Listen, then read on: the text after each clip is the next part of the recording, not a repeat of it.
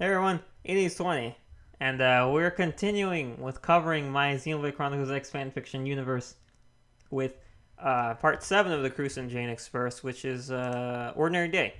It's a one-shot, nothing about it changes. It's just Janix having what seems to be an ordinary day, and then it turns out it's all a dream. So yeah, that's cool. That's the one that ends with her seeing Cruz go crazy and try to kill them and all that stuff and cut her arm off and then Elma kills Cruz and she wakes up and she tries to kill Cruz in bed because she thinks he's actually evil, and gosh, it's terrible. It's just a terrible situation for someone. And of course, the crux of it was that it was the first time since she got together with Alexa that Alexa was gone, like she was on a mission somewhere, and just her absence. Anyway, moving on from that fun time, that good emotional time, we got Phantom. So Phantom actually has one change that I wanted to make to it. So the entire story, it stays the same. You know, all the investigation, the mystery, Matthias, Solomon, Torres, everything, the sexy times, all stays the same. It's the ending that changes, and the reason it does is because I need more time. There's another story that I wanted to put within this story, quote unquote. So basically, there's a time skip between when everyone's laid up after the final fight with Torres, and then when everyone gets out. And that time skip is, I don't know how long, but it's not long enough. And I want to change the ending to imply that it takes a lot more time. And because I need Solomon to be out and on his feet for something else, and he only gets out at the end just as Janix is leaving NLA, which doesn't make any sense for my other story. So I want to change that basically to that it's still he got out, but he's been awake. He's been awake for maybe a week or so, maybe more than a week. Let's say a month, but because of how damaged his mem was, he wasn't able to, he was still laid up. So he was aware, and he was sitting up and maybe eating stuff in the MMC, but he couldn't leave because he still needed to fix him up.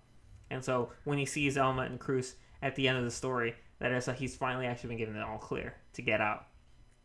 It's not like he just woke up and he's like, okay, leave. You know, nothing like that. It's been a while. And but Janix is still planning to go see Gabuid, to go visit, because it's been, so they literally haven't talked or seen each other since Skells Love, which yeah. So that's something else that needs to be taken care of. She needs to go hang out with her best Rothian friend. And yeah, another thing about Skells Love I forgot, that I want to kind of also imply that at the ending, Alexa says that one thing that they should do is reconnect with her Rothian friends. I mean, not her Rothian friends, her Xenoform friends. So, you know, the story kind of ends off Skells Love with knowing that Janix is going to start talking to everybody again. So, like Professor B, the Rothian chef, the prone that she knows, all those people. She'll reconnect with them and be friends again. Cool. So that's something that I really like. Anyway, moving on from that, back to Phantom. So I wanted to make that bigger time gap because I wanted to put a new story in there based off of what I mentioned at the end of Skells Love. Like, not the end, but the end of what I wrote, which was that scene with her being like, Elma, do you know who gave the order? So basically that was all going to be a story. That was going to be a one-shot called Wrath. And it is basically Janix, it's this kind of thing that's just, it's kind of really bothering her. Like, she's asking, obviously at this point, Alexa knows everything. But Janix is still very bothered by the one fact that the person who gave the order, she doesn't know who they are, but people do, that there is someone, Elma, who knows, and she's trying to figure out what to do about it. So I don't know if she tells Alexa directly what it is that is bothering her, or what she's gonna do. Maybe Alexa asks her because she notices that Janix is bothered by something. We'll see. But basically that's what happens. I mean, sorry, nothing happened yet. But regardless of how it happens, whether Janix lets it be known, or Alexa finds out, or Alexa asks her, or whatever, She just needs to know something, and so Alexa says something like, I want to say that maybe Alexa does ask her, Janix does tell her. Alexa's like, huh. If only we knew someone who could handle this kind of like sleuthing to find something, like some implication like that. Maybe not as direct and overt, but something like that. Someone who was good at finding people, which Matthias Solomon. He's woken up in the place and they're still taking care of him, but he's there. So Janix calls him up and she tries to ask him if he could find out about that person. If he could find out about this specific military commander who had jurisdiction, power, and position over Hideo Kumon while they were on Earth, and to find out where they went. If they got onto the White Whale and if they made it onto Mira, specifically. So she asks these questions to Solomon, but she doesn't actually tell him what it's about. So obviously Solomon decides to look into it and he reaches out to someone actually at the Bureau that can help him. And this person is going to be a new character for the stories moving forward. Kind of like the MMC director that I introduced, the lady at the end of Phantom. She's also going to be a recurring character. Kind of like how Benton appeared in Skells Love and then he appeared in Phantom.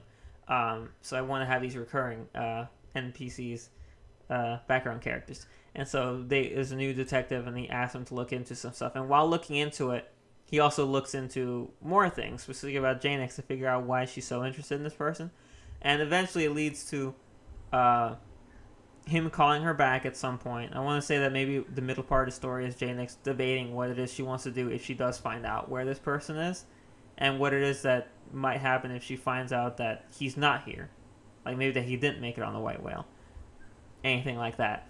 Because she knows from Elma that the orders were given while they were on Earth, not on the ship. So maybe he just didn't make it.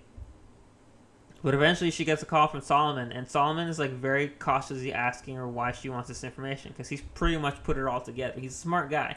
Like, sure, the Phantom slid by him, but that's because the Phantom was the Phantom. He's called the Phantom for a reason. He asks her what she really does want with this information, to be honest with him. And she just refuses to tell him, though. She's like, she knows that they are friends, and she does, in some respects, owe him maybe something, or that she should be more open, but she doesn't want to be. And she just constantly, she demands that he tell her whatever it is that he knows. And it takes Solomon a while, but he knows that it's not right to keep it from her. And if he does keep it from her, she's going to just break into the Bureau and find out herself. And so, because he doesn't want that to happen, he doesn't want to get Janix in trouble for that, he tells her that yes, the dude did make it on the White Whale, and he's living on Mira in NLA in these apartment buildings off on the side. And so Janix is like, and so Janix doesn't even say anything. She just hangs up. And so Solomon immediately after that calls Alma, and we scene cut to Janix reaching the apartment building, and she has her sword out and she just kicks the door in. And she walks in, and the place is really pristine, clean, and she's really wondering. She's part of her is like, did Solomon give me the wrong address on purpose? But she's like, no, this has to be the place. It has to be, because it just has to be. So she starts exploring the place, and it's clean, like no one's lived there in forever, and it's starting to concern her. And so she starts yelling for the dude's name, because that's also what Solomon told her. I don't know the name. I haven't actually named that character yet, unfortunately. But she's getting really furious because she can't find him, and he's not answering her calls. She goes through the entire house, the entire apartment, gets into the bedroom, and she finds him, and the dude has hung himself. And he has left a suicide note nearby. And so she kind of just gets in there, and she doesn't even know how to react to finding this. Because she had, even though the story has presented itself in a way that Janix is debating what it is she wants to do, deep down Janix has known, and I think maybe even the readers probably know, that the second she found out who this guy was, she was going to kill him. There was no ifs, ands, or buts about it. There was no, oh, she's gonna make him apologize, oh, she's gonna ask this. She did want to ask why. That was a big thing. But beyond that, she was always gonna kill him. It didn't matter what he said. It didn't matter if she walked in and he was having lunch with his wife and kids. She was gonna stab him right there at the table. It didn't matter what situation they were in. She was going to kill this guy. There was no... So walking into the room and finding that he hung himself is something that she just doesn't know how to react to.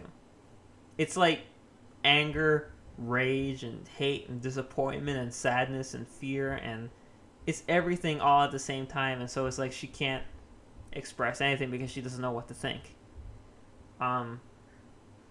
She eventually manages to read the suicide note. I think there's one version of the story where she reads the suicide note. There's another version of the story where that's when Elma comes in to stop her, but sees what has happened and decides to read the suicide note. It's one or the other, but one of them reads the suicide note, and it's basically that the guilt of what that guy did to Hideo Kumon's group and everybody is just, it's much like how Janix hasn't been able to sleep since waking. Same for the guy. Since he gave those orders, and since he found out that they all did in fact die, every single one of them, he's been unable to sleep. He's been unable to do anything. He's been unable to think. Every time he walks outside, he sees them. He sees these people that he talked to. And like everybody around him are just members of the division. They all have the noticeable patches for that thing. It's like he could be just out in the street and people walking by and they all have the patch, even though they definitely don't. And so he'd hold himself up in his room and stay there and just never talk or do anything to anyone. It just drove him crazy, and eventually he couldn't handle it. So the suicide note actually has like apologies to whoever he can recall from the thing and name directly. So regardless of whether it's Elma reading it or Janix reading it, they eventually read out loud that he also has a specific apology for Janix Copeland because he believes that she died as well, because the report was they all died.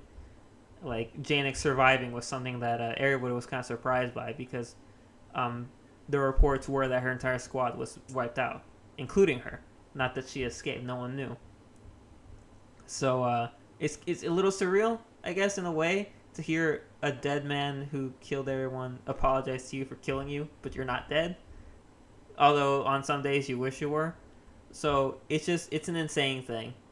And Janix just doesn't really know how to react to it. I don't know how to end that off for her. But definitely she will admit to Elma, because Elma will either get there and read the suicide note because Janix can't, or Janix will read it and then Elma will get there and see what had happened. And regardless of what order it happens, I want the story to end with the fact that, with Janix admitting to Elma that she was going to kill him, and that it didn't matter what the situation was. And she was denied her wrath, and she finds it unfair. And that's a situation that she never wanted to be in. And yeah, so that was a story that I really wanted to write. And it was one that I had in my head for a long time. Specifically implying it there in Skells Love. There was going to be a whole story about it, and that was it. So I hope, like, at least in concept, you liked it. Yeah, I like that, ending it like that too, and just being like, I was denied my wrath. And I love when stories have a title and they make a callback to the title. It's or the title actually turns out to mean something incredibly important in the story. It just, whether it's just a turn of phrase or something, it's something that resonates with me and that I like to try. It's like titling my fan fictions is always hard, because it's like, this is what it's going to be known, and it has to be known as this specifically. So yeah, I hope you like the idea of wrath. I definitely do, but of course it's my idea. I tend to like my ideas. All right, moving on. Okay, so 1 Year On is next, and this is gonna be the last. This is the last of the Cruz and Janix. It's mainly Cruz and Elma talking about the time they've been together, So 1 year on stays the same. Fucking hell, there's someone cleaning outside. I really hope that you can hear me, because I'm not going to sit here and wait like 20 minutes to talk about this later. I want to get this done today, now, and upload it before I go to work. Okay, so, he's gone. Fuck off. Okay, so 1 year on stays the same, but when I wrote 1 year on, I wanted to make it a yearly thing. Like, literally, on Xenoblade Chronicles X 2nd anniversary, I was going to write 2 years on. And then on 3rd, 3 years on. It was like going to be this series within a series of checking back in with the characters as time goes on and see what has changed. 2 years on was going to end with Cruz proposing to Elma, basically. And 3 years on, maybe Janix proposes to Alexa. I don't know. I like to think they get married sooner because that's how Janix rolls.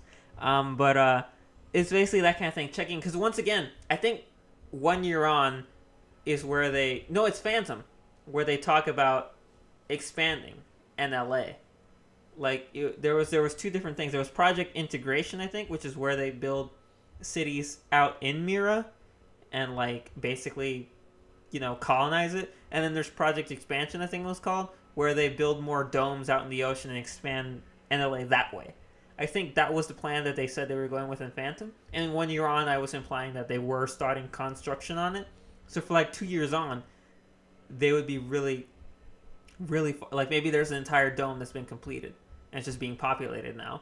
And maybe 3 years on, there's another one. You know, and that's the whole point, that they're expanding and making more basically NLAs, more big pod cities. And so every time we check back, it's just more and more humanity's expanding. So yeah, that was a concept I really liked for 1 year on, 2 years on, 3 years on, so on. But of course, the fandom decided to be just the fandom, and by the time the 2nd anniversary came around, I wanted nothing to do with Xenoblade Chronicles X, so it never happened. Alright, so that's the end of all these stories, but there's one more thing I wanted to mention about Phantom and also about Skells Love. So, leading into the rest of the story and the rest of the Badul's remnants and that entire arc. So, Badul's remnants and his crew were in Oblivia with that big digging machine mining something, obviously. There was something there. And the whole point was that I wanted to bring up what was it, and I wanted to have a whole side arc of exploring that. So the confusing thing, I think for Skells Love, it makes sense that no one looks into it too much because there's like an entire battlefield of dead bodies. Enemy combatants, allies, just everywhere, wreckage of countless Skells. They destroyed a bunch of Zerns, so there's like wrecked Zerns everywhere. So in this city, this battlefield needs to be cleaned up, and so it's like before we need to fucking, you know. And there is an advanced team out there by the time of Phantom looking into it. And so when Phantom ends and Janix leaves to go see Gabuid, Alexa is asked by the scientists to come and join them in studying this new material that they found. And so what they found that the people were, that Badul and his crew were put in charge of excavating, is a new form of Muranium. So as we know, Muranium can basically be used for anything. It can be as soft or as hard as it can be, and it can do anything. This new Muranium is just more pure. It's dug out from deep within Mira. And this one can just, it can bond and fix with literally anything. Anything. So anything broken, like a sword broken in two pieces, put the pieces next to each other, Muranium there, and it's joined perfectly.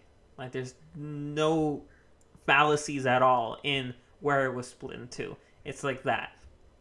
And that's what it is. That's what Alexa discovers, and that's where they're like, Badul's crew ran off with the mining machine, which means they have a lot of this. What the fuck are they going to use it for? And that's a very important arc. Meanwhile, Janix is with Gabuid. So what's that story?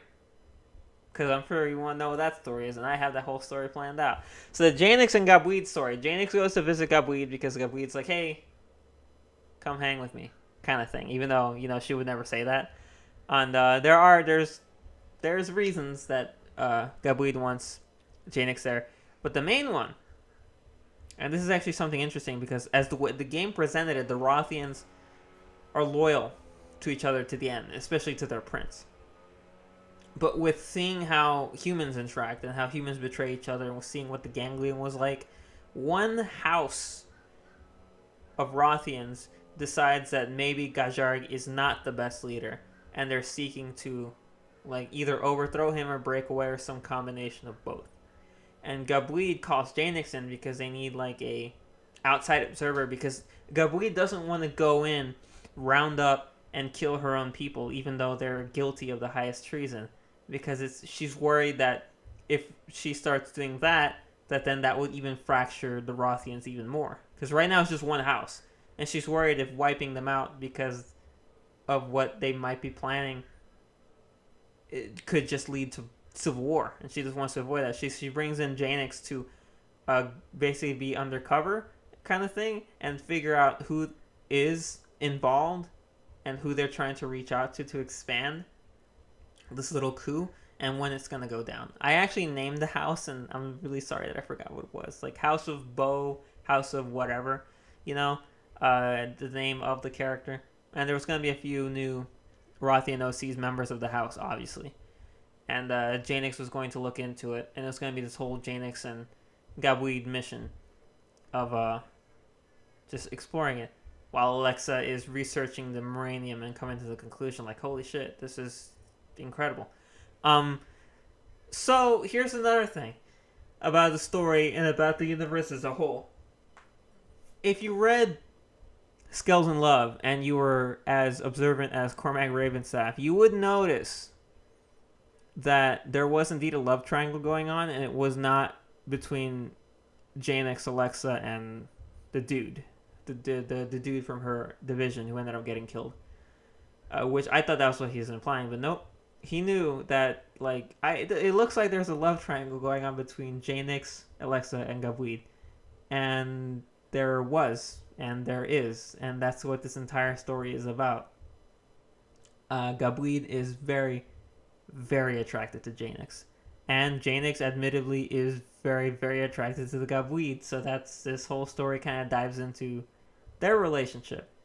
And it gets pretty intense, to say the least. There are some plot points in that story and some moments in that story that I'm like, I think this story needs an M rating. And I think, like, because I'm not really a writer of M type stuff, the most I've gotten is what happens in Phantom, which is very heavily implied but not overtly. This story was overt, and I know what people are probably thinking, but no. The whole point of that story and about Janix and Gabweed's relationship is not to be like, Janix is cheating on Alexa, cool. Or it's not me being like, oh, it's awesome that she and Gabweed are getting closer, and obviously they both actually have romantic feelings for each other, and that's awesome. Let's keep this going and just have Janix two-time them. No. I would never do that. Never. That's not at all my speed. See, the thing is this. When I envisioned Janix and when I originally started developing her as a character, I was kind of like, I had introduced her with the intention of her being bisexual. I think it was, right? Yes. Granted, she hardly ever shows any romantic interest in dudes in anything, but it doesn't matter. She's bisexual. Which I brought that up on the Discord once, and the person's like, she's just a lesbian, blah, blah, blah. And I'm like, no, she's bisexual because I say she is. Like, even if I haven't shown her be attracted to a guy in any of my stories, I say she's bisexual, shut the fuck up. That person was annoying for many reasons, though, so ignore them. Pretend they never existed. I blocked them on 2 different sites. Anyway, and, like, I talked about this in my other story about one of the reasons why I'm no longer in the fandom, I'm no longer writing, and about the ship that, because, like, fuck me, right? But not that. I wanted to put Janix in a relationship with someone, because obviously I have Cruz with Elma, so I'm like, who could Janix be with? And, like, I really love Alexa. Like, I love her a lot, which is why I kind of wanted to go with that first. But then I really love Gabweed. I love her a lot. Like, Gabweed appeals to my biggest weaknesses in a female character, just from a design perspective. I mean, she is built, and fuck me. Okay, I'm being completely honest with you. But I really like her. I really like them both. I think Gabweed's an awesome character too. Like, just like, I wish she was playable. I wish she and Gajarg were playable. That'd be so cool. God damn. If there is a sequel, once again, I'm not really interested. Like, if they announced Xenoblade Chronicles X 2, I'd be like, whatever. I'm not gonna buy it. They lost all my interest with the first one. But if Gajarg and Gabweed are playable in the sequel, fuck me, that would be very, very convincing. But so I like the idea of Janix being with Alexa, and I like the idea of Janix being with Gabweed. I like them both, and I wanted to explore them both. And I was like, obviously, I envisioned Janix with Alexa first, and so I was like, that's obviously what I'm gonna go with first. But as far as like fan fictions and like I've actually never I've never read a fan fiction that uses this. Now that I think about it, but polyamory is a thing, So I decided to just jump the ship and do all three. So the whole point of that story, not the whole point, but one of the points of that story isn't about Janix falling out of love with Alexa and falling in love with Gabweed. It's about Janix still being in love with Alexa and then realizing that she's fallen in love with Gabweed too. And that was one of the underlying factors. Like, in between all the espionage and finding out what this house is planning and how they want to assassinate Gajarg and do whatever it is they want to do with command of the Rothians. Maybe betray the humans, or maybe just find a way off Mira because Gajarg doesn't seem to be particularly bothered by that, or just whatever. That was the underlying. So there's like three plots going on. There's the espionage, there's the Gabweed Janix stuff, and then there's the Alexa stuff back in NLA. And so it's this note that I wanted to really drive home in the story, because I don't want the story to come off as like, if anything, I want because I imagine things getting really intense between Gabweed and Janix in the story. A kiss is, to say the least. But I want, if that happens, for people to be like either yay or saw that coming, because I think it's pretty obvious from Skells Love that there is something there. And so, like, my issue with it is that I don't know how to write. I don't know what to write. Because, I mean, having Alexa fall in love with Janix is easy. Having Gabweed fall in love with Janix is easy. Having Janix fall in love with Alexa and Gabweed, easy. Makes sense. I don't exactly know the finer points of having all three of them together. I don't know if that means Alexa has to be in love with Gabweed and Gabweed has to be in love with Alexa. I don't know if maybe you need that. I'm not an expert, but if you do, I did have a concept for a story about Alexa and Gabweed seeing each other in that way, starting to see each other in that way. It's a separate story about maybe them tackling a mission on together somewhere in Mira without Janix and bonding that way. So I don't have much to talk about that story because that's all that I know, but it exists simply because I would like to explore that angle specifically without Janix, which would be really interesting because the universe is about Cruz and Janix. So I think the only way a story like that would fly is if there's an additional plot line of Janix doing something as well, or maybe Cruz doing something as well. So yeah, so that story, and it ends obviously with Janix and Gabweed, or one of them, or both of them, admitting their feelings to the other. I don't remember which it is. And then Janix returning to NLA, seeing Alexa, and like there was a part of her that was worried that maybe she would fall out of love with Alexa, but like the second she saw Alexa again, she's like, nope, that's still my girl. That kind of thing. A really great reunion because they've been separated for a while. She's been over with helping with the Rothians with stuff for a while. So yeah, that was that story. So but yeah, there is actually, in addition to that, there was also an underlying arc with Badul's remnants again during that story. Another additional little story. It's basically they need to pull something off drastically, they need to pull something drastic off. They need to steal something from the humans, and the best way to do that is by using Urdu. So I don't know when I'm gonna place this story, or when I'm gonna place this event, but the Definians are gonna break into NLA, because a common thing is I think I mentioned this in 1 year on, the people moved the lifehold from Caldros closer to NLA. Like they got a whole bunch of things. They rigged it up. They picked it up. They moved it. They dropped it because they're not going to go all the way out there to explore the damn thing. It's better to have it close by, right? So the Definians are going to break in to NLA. They're going to break into the lifehold,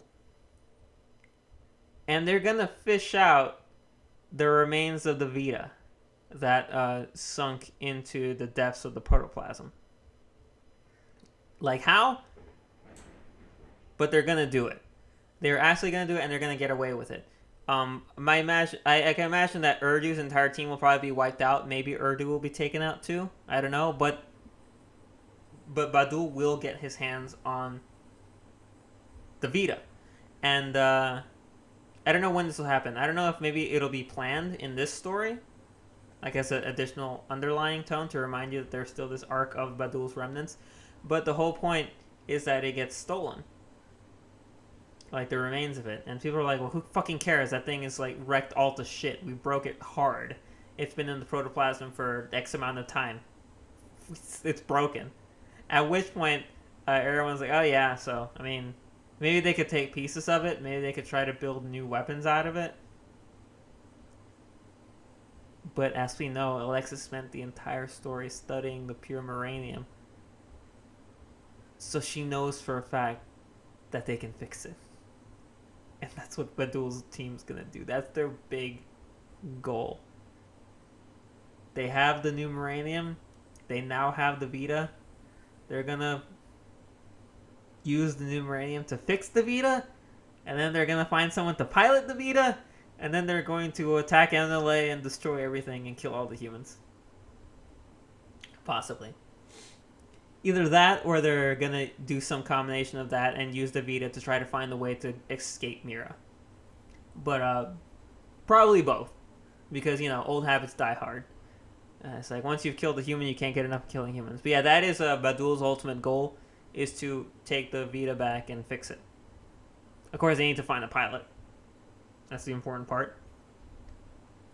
And which leads me, I don't know if this is before or after, but they are going to recruit another super boss, not just Nahum. They're going to recruit Dadan, the strongest prone, to join them. Because, like, Dadan, yeah, I think it would be really cool. So whether the strongest prone can be the strongest pilot of the Vita, who knows? But he will be a member of the Remnants as well. So yeah, that's a... Oh, yeah, actually... the Rothians that are planning the betrayal are being helped by some members of the Remnants as well. They're being helped by Chantal, the Insect Maiden, who escaped her fight with Gubweed, and the other Milsali. I think at the end of the story, when the rebellion is put down, the other Milsali gets killed, but Chantal gets away. So, like, I've already killed my original ones, but I've kept the game's ones because I like them. I've given them personality. So I like Badul, I like Chantal. I really like the alien payload. I forgot his name, but the fight against him is one of my favorite fights I've written in a long time. The fight against him in Mission. So just with the weird Gatling gun, he has to switch his ammo. Fucking hell, that fight was so much fun to write. And Langle, I think, was his name. Man, that was a good fight. Let's see. So yeah, that was that whole story. Everything down. So yeah, the ultimate thing there. So now we got Cruz now, and then we got Janix, Gubweed, and Alexa. Those are my pairings. I don't even think you could call that a pairing. It's a three-way. So what do you call a three-way? I guess a pairing's fine. Whatever. A tripling? Anyway, that aside, I don't think I have many other stories, but I do have some more plot points that I want to share. Very important things. So how did Janix escape the white whale? She got into a pod, obviously.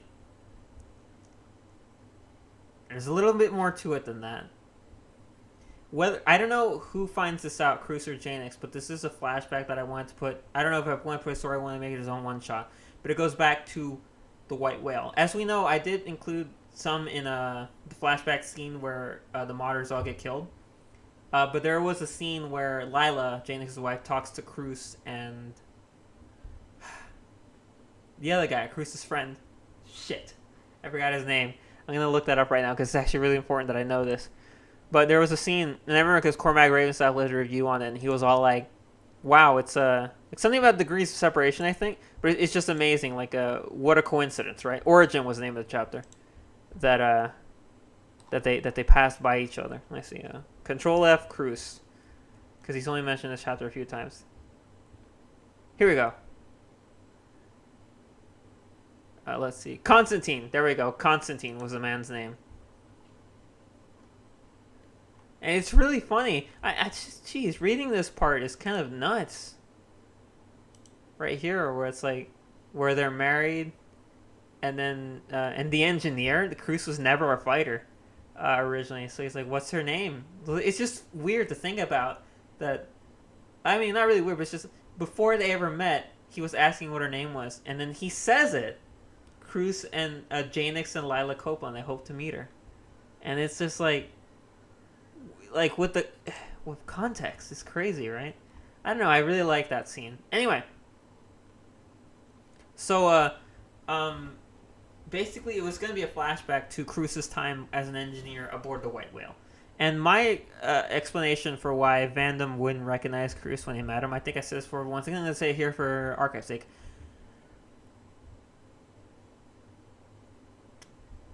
The White Whale is huge. It's like Star Destroyers or like the gigantic ships in Star Wars. You know, if you watch Star Wars: The Clone Wars, you see the inside of them. Like Malevolence is especially huge. They're like cities. They have trains inside of them because they're so big to ferry workers and supplies everywhere. I think that's the same concept with the White Whale. It's so big that they just have specific crews everywhere. And as much as I'm sure Vandam would love to meet all the members of his team, he can't. It's not ideal to have people who are working in the far back of the ship to come all the way to the front every time there needs to be a meeting. So maybe it's only representatives from each team, maybe the leaders of each team. So maybe Constantine, as the leader of his team, went to meet Vandam, then came back to Cruz and them and was like, okay, guys, here's what we do. You know, that kind of thing. So that's how I imagine it. And, like, he just didn't meet him because it was really inconvenient to try to meet everybody. That was my guess. Also, the trip got cut really short when the gangland shot everybody down over Mira. So, you know, there's also that. But basically, it's all about Cruz's perspective of the White Whale attack.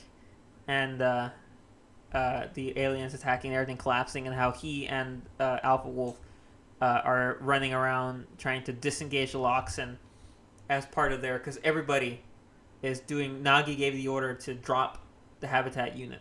And so everybody is making sure that it's loose, disengaged, and ready in their sectors. And then they're beelining it to life pods to escape.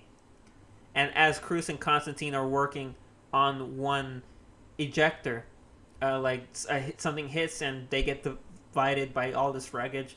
And so it's like Cruz and Constantine are like... Constantine's like, don't worry, man. We got this, basically. Like, finish what you're doing, get to a life pod. I'll be right behind you. And... So Cruz leaves. Cruz goes to a life pod, takes off. Constantine eventually follows. He makes it to the life pod bay, and he gets there. And as he's preparing to leave, the bay he got to is in a hangar. And as he's preparing to leave, a Skell crashes into the hangar. And he's like, holy shit, what's this? He runs over, and Janix gets out of the hangar, gets out of the Skell. She just got there because we know that that's what happened in her recollection of the flashback, that she somehow manages to crash back onto the White Whale, get a life pod, escape. And he sees her, like, shell-shocked, and he approaches her and tries to ask her, what happened? Are you okay? Is everything fine? Or, well, obviously, he knows that it's not, but he wants to know who this person is. And he's not sure. But clearly she needs help. And so he recognizes the patch as she's one of the members of that very famous division under Hideo Kumon. She's like, oh shit. And then it takes me a while to connect. He's like, you're Janix Copeland, because, you know, she was known as a fiery corporal. All the members of the team have a reputation. But she's not even processing that he's there, that he's holding her, that he's trying to help her. And so he helps her over to the life pod bay, and it's that point in the story where it now becomes clear to the readers that there's only one life pod left, and he helps Janix into it, he signs.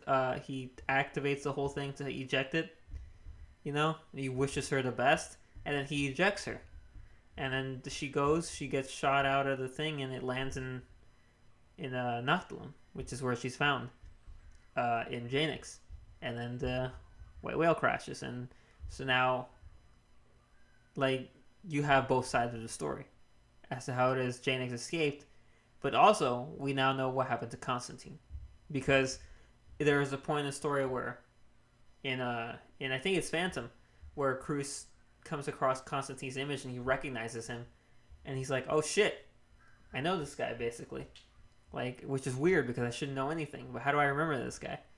And that was how. Obviously, because he was his commanding officer, I guess, the head engineer of his team. And it's just like, thinking about it that way, it's sad, obviously, but it's just like, it's just something that I really like to introduce.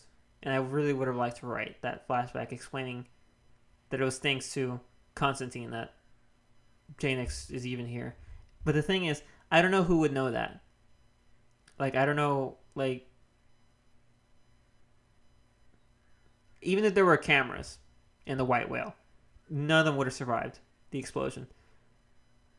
My best guess was maybe there was a black box in one of the Lifehold things, that Lifehold archives that they found, like the one that they find in Sylvalum in the story, that has a transmissions from other arc ships. So maybe they find one and it has video footage and someone sees it and they're like, "Oh shit." So I don't know if Cruz finds this out. I don't know if Janix finds this out, but one of them finds it out, and I don't know if they tell the other. But that was a plot point that I wanted to introduce, and it's just, I really like the concept of it, because once again, to this day, I don't know if Cruz. I don't know. I don't think I ever want him to get back his memories. I think it's better that he doesn't. But I don't know. I really don't know. That was just something that I had planned. Anyway. I think that's it in terms of stories that I had ideas for the universe. Obviously, Badul's Remnants, eventually there does come to a head where the characters now have to fight against Dadan, Leviel, Nahum, Nardakion, Chantal, Badul himself, as well as the Vita, the newly built Vita, and that they have to figure out how to defeat it. That's probably his own entire story, this true final battle. And once they win and kill them all, it's the... Actually, there was one more thing. There was one thing. Okay, so this is another thing that I think will happen either at the same time that the Definians steal the Vita remains, or before that, or at another time. I don't know if the situations will be... It'll be two incursions. I think that'd be a little hard to believe, so probably both at the same time. But the Definians are going to go into NLA, and through some way they find out that Ethos is still alive and that he's talking, and that's how the good guys know who all the remnants are, all of Badul's team are.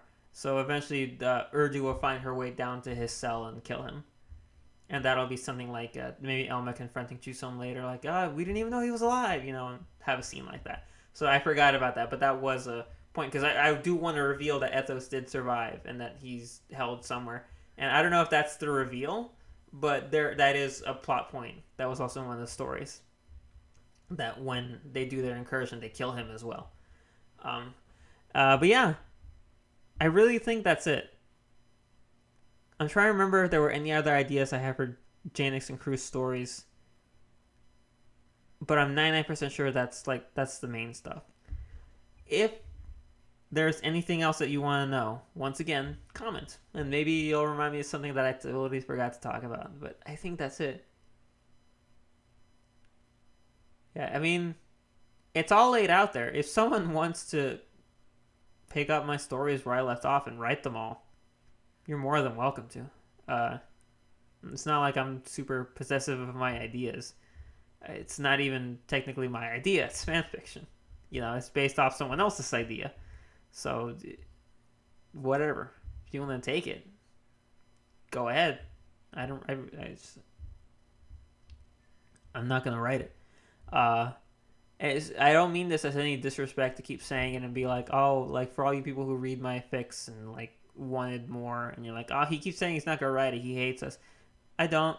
I love you guys. I love everybody who read them. I love everyone who reviewed them, and I'm disappointed that I can't finish these stories for you. But as I said in my other video and many times before, I just lost all my investment in Xenoblade Chronicles X as a game, and I don't really see myself as part of the fandom anymore.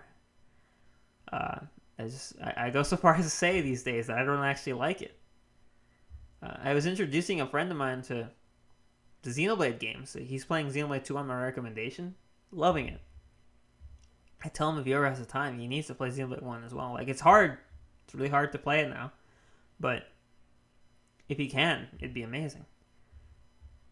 And while I don't think it's fair to, like, tell someone getting into a series to be like, hey, X sucks, though, skip that one, I also don't rush to recommend X to him either. So if he wants to play X, he'll do it of his own volition, and I hope he enjoys it, but I'm not going to recommend it because I can't. I don't think it's worth a recommendation. And that's just what I think. You know? And I got nothing else to say about that. Like, I hope this is the last time. Like, not that I'm upset about talking about fanfics. It's fun to revisit it all and hit on it again. But I hope it's probably the last time I'll ever talk about Xenoblade Chronicles X, because, you know, as much as I'm disappointed by it and upset by how the lengths people will go to excuse the absence of character development and the absence of a plot that gives you any resolution, that's what bothers me. And the fact that people will just take it with those kinds of things lacking and then insult the games that have it, like Xenoblade 1 or Xenoblade 2. It's not something that I wanted to be surrounded by. And it's a lot like Fire Emblem, and how people excuse shitty characters and a crappy plot because the characters are attractive. It's just, there's, you know, I guess, I mean, I don't want to sound snooty when I say I hold things to a higher standard, but when it comes to Xenoblade, the way that I put it, and the way I'll always put it, is that Xenoblade Chronicles 2 is the game I wanted to play when credits rolled on Xenoblade Chronicles 1. What that says about Xenoblade Chronicles X is up to interpretation. You know, but that's just the fact. That's the ultimate way that I summarize my entire feelings on Xenoblade as a whole. 1, X, and 2. That one sentence summarizes my whole stance on everything, basically. And, yeah. So, I mean, it is interesting, I guess, that there was a point where I loved it and I enjoyed being part of the fandom so much that I wrote all these stories, and now that I become so distant by it that I just don't want anything to do with it anymore. But I mean, I think that's the best way to do it. Instead of trying to cling on to it and hold on to the parts you like, it's just better to just let it all go. Because I tried to hold on to it for months, and that made me feel horrible. If I had the time, the last thing I would absolutely love to do is draw a picture of Primordia, like a hill on Primordia, NLA in the background, and Janix's sword stabbed in the ground, and then that's it. As I sang, see ya. That would be my final farewell if I had the time to do that, or to skill to pull off a picture like that. But yeah, so I love Janix though, and I love Cruz. So I'm definitely taking those characters and graduating them from Xenoblade Chronicles X crosses to OCs that will further on exist in my own original work, because I love them and I want to keep using Janix, so I definitely will, and I hope to in the future at some point, if I ever get around to writing my original stuff that I've been planning for years. So I hope you enjoyed listening to this. I didn't put any music because I didn't have the time. Gosh, I should have put a forward of that It'll be in the description, but like it's a long video, so play some music and just have it really low in the background so it's not creepy silence or annoying outside machine, which luckily is off now, but you know. So that's it.